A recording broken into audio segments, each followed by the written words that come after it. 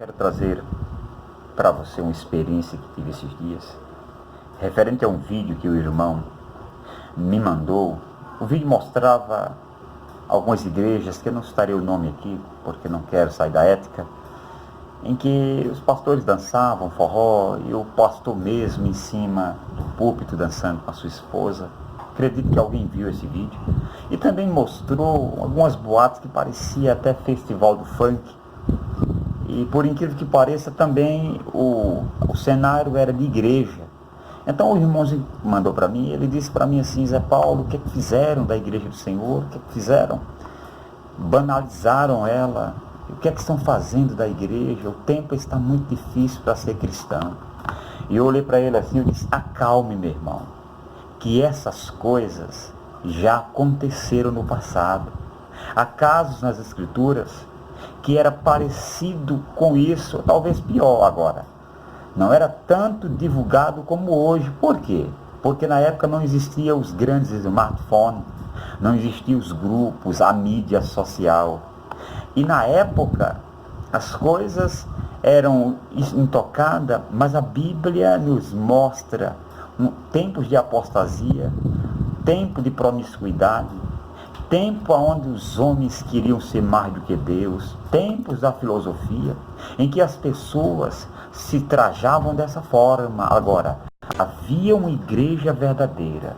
Essa igreja existia lá nesse meio, nos tempos de Enoque, nos tempos de Noé, nos tempos de Ló, haviam essa promiscuidade, mas a decisão deles foi outra. Escute bem isso aqui. Por exemplo, Enoque, vendo as pessoas andarem, tomarem outro caminho, seguirem os pecadores, a idolatria na época, a promiscuidade, Enoque, ele tomou uma decisão. Ele andou com Deus. Ele fez questão de ele mesmo se isolar das promiscuidades. Mesmo vivendo no meio, mesmo estando ali próximo, ele não se contaminou. Ele tomou uma decisão. Ele foi bem sucedido. Ele foi bem lembrado, porque diz a Bíblia que Deus se agradou de Enoque. E o resultado foi, e o transladou, e o levou. E diz o texto que o homem não conheceu a morte, simplesmente porque tomou a decisão certa. Na época não havia igrejas, mas ele tomou a decisão certa. E Enoque, meus irmãos, apesar de ser parecido à época, diferencia um pouquinho dos tempos de Enoque para Noé, porque Jesus vai citar exatamente a conduta do povo da época de Noé. Jesus vai dizer que na época casavam-se, davam-se em casamento, comiam, bebiam, e isso era a vida do povo de Noé.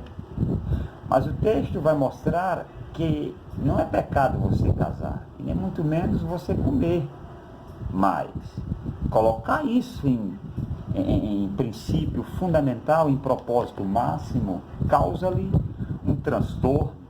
Então o que é que acontece hoje não é diferente, as pessoas estão dessa forma, desse jeito aí, valorizam mais as coisas temporais do que as coisas eternas. Só que Noé nos ensina que ele priorizou naquele tempo as coisas de Deus. Ele fez questão de colocar sua família dentro da arca. Noé nos ensina que mesmo as pessoas pensando dessa forma, em festa, em comida, em casamento, Noé priorizou as coisas de Deus e foi salvo, e foi levado, e foi arrancado dessa geração. Não é diferente hoje. Nós também temos um povo que valoriza as coisas de Deus. Na frente, depois que Deus levanta Abraão, Deus agora mostra a vida de Ló dentro de Sodoma e Gomorra, onde a promiscuidade era cruel, terrível, onde o grau do homossexualismo, a corrupção era gigantesca. A Bíblia vai chamar o justo Ló. Ló viveu Ló praticou a justiça. Ló não imitou as pessoas de Sodoma e Gomorra. Ló vive a sua vida íntegra. E Pedro chama ele de justo. E que adivinha quem foi visitar ele? Naquela promiscuidade? Os anjos. E E adivinham o que eles fizeram? Arrancaram ele de lá, tiraram ele de lá, para nos dar exemplo, meu irmão, que não é o tempo, não é a época, é a conduta, é a decisão. Você pode ver exatamente, irmãos, dentro do tráfico de droga, mas não se envolver com o tráfico. Você pode viver na casa de promiscuição, mas não pode se envolver com isso. Você tem na lama, você tem que ser igual a flor de lótus. Ela é belíssima, bonita, mas é pura e só dá em lama. Só dá exatamente na lama. É uma filosofia tremenda ali. Então a igreja é assim, é uma bola de ouro no meio de um mundo corrupto, no meio de um mundo caído. Hoje estamos vivendo esse tempo, mas a igreja não deve se envolver com isso. Eu creio e eu sei, existem pessoas salvas, santas, limpas e puras no meio desse mundo cruel e caído. Fica essa dica para você.